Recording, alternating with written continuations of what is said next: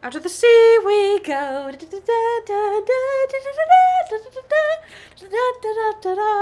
Right? That's us, right?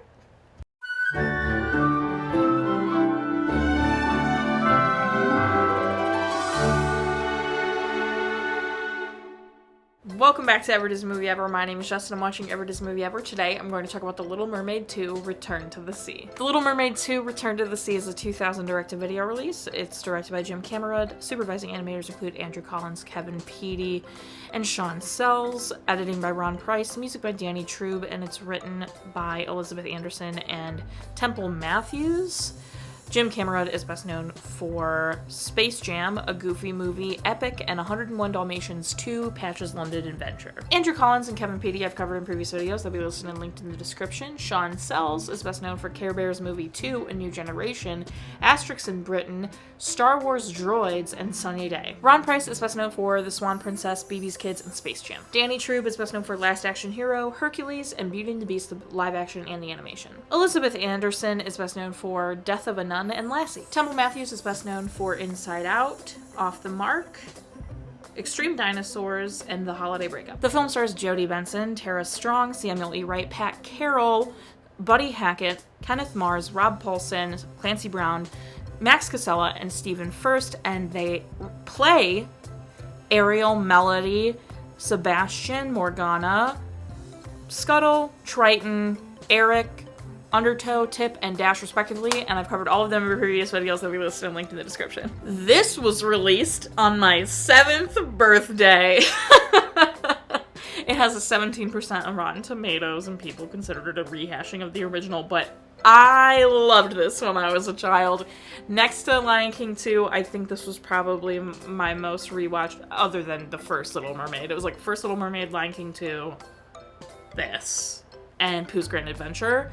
Except, unlike Lion King 2 and like the original Little Mermaid, I haven't been rewatching this since I was a child because I just had it on VHS when I was young, and then we never got like a DVD version of it for me to rewatch and etc.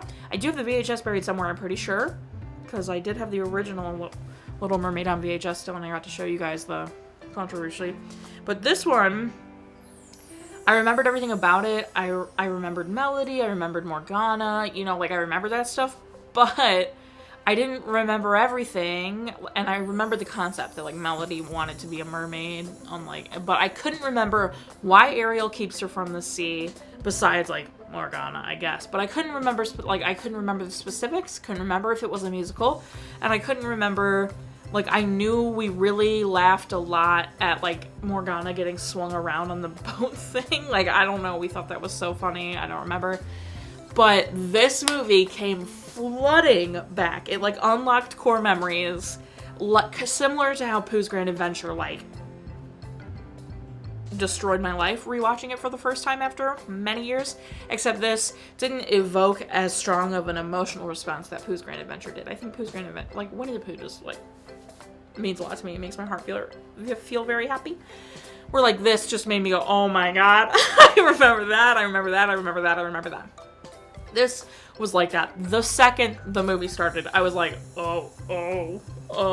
And then Morgana showing up right away, it was like something about her going, oh, Undertow, made me like, I was like, oh, okay, I remember everything now. Like, I don't know what it is, but I remember, wow. But to be an adult and know who's voicing what, like, I'm so devastated that Christopher Daniel Barnes didn't come back to do Prince Eric.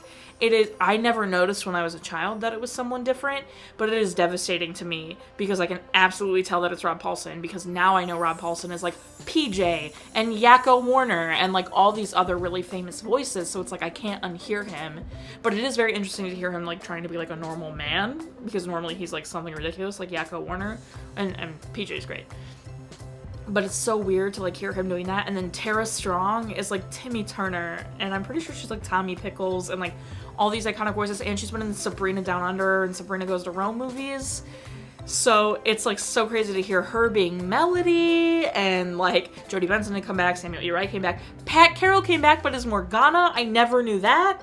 I never realized he was the same voice actor. Like that, all that stuff, crazy to me. Crazy. As for the story, I feel like a lot of criticisms I hear is like, Ariel is way too protective, she's worse than her dad, she learned nothing from the first one.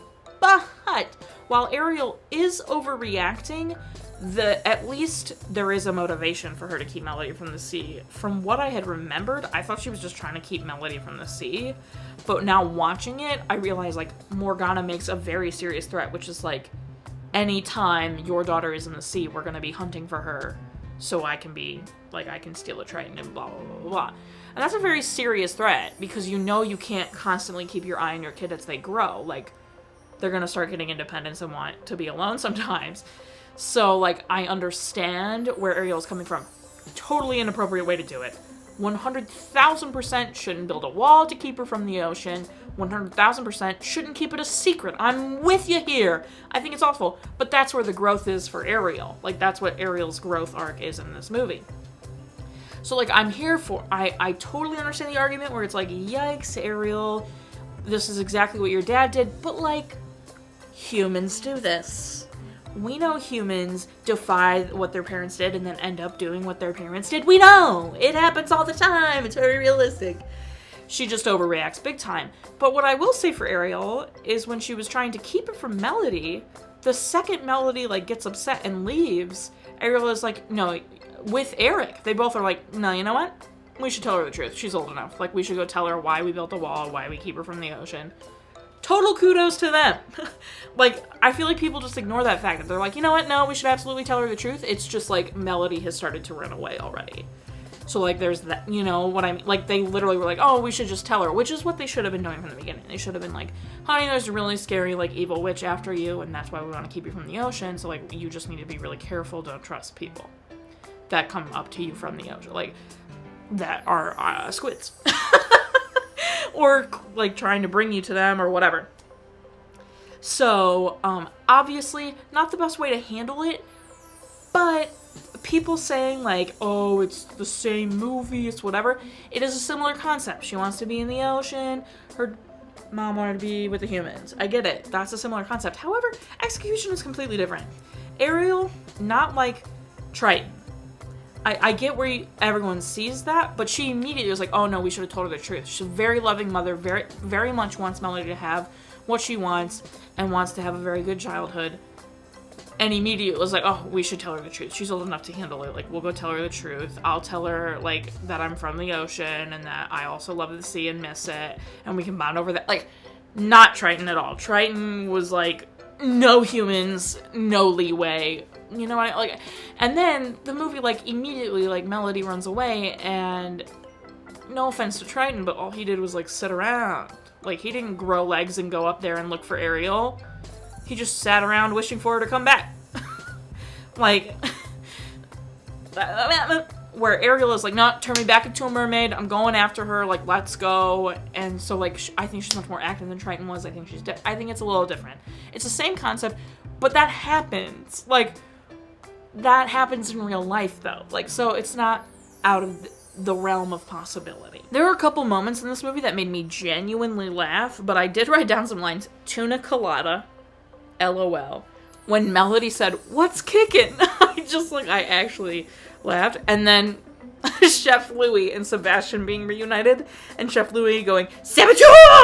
Like, I laughed pretty hard at that one. And then when Sebastian said these whoppers popped out, also made me laugh. And then birds that can't fly between Tip and Dash made me laugh. And then Flounder saying he'll help Ariel by saying wild seahorses couldn't stop me touched my soul. Oh, it hurts so good in the best way. And then, Max is still alive. They say Melody is, like, turning 12. It's, like, her 12th birthday. Max, the dog, still alive? I want that dog. That dog is living forever. Max is I would have been very upset if they had killed him.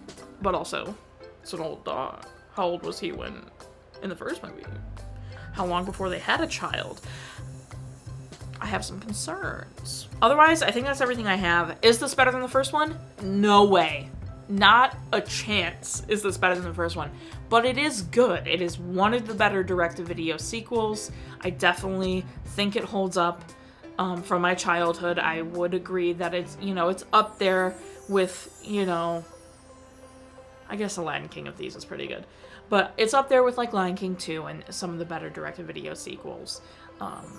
But it's definitely not better than Little Mermaid. How I think Lion King 2 is better than Lion King 1 and it's got a better soundtrack. That's the tea. This, no chance. First movie soundtrack, superior. First movie, superior. It's just all around better, but this is a good sequel. I do enjoy this story very much. I can't wait to watch the third one.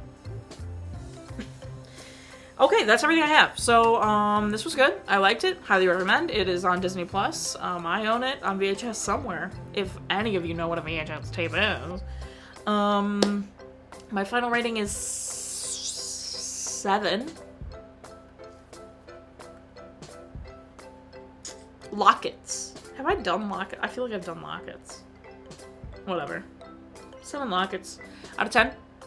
Our total movie count is... Parents at home, cry count are still the same. If you want to keep up with the movie I'm watching when, follow me on Instagram or Twitter. You'll find out what movie I'm watching when. I put out videos every Monday and Friday and sometimes Wednesday. Join Patreon. I have a tier starting at just $1, and there's lots of bonus stuff over on Patreon all the time. Go check it out. Buy merch. Merch is sick. We love it. It's awesome. Until next time, comment, like, and subscribe, but I'm not in charge of your life. You are, so you do it, and don't be Morgana about it. Morgana's lair looks like the frickin' Fortress of Solitude.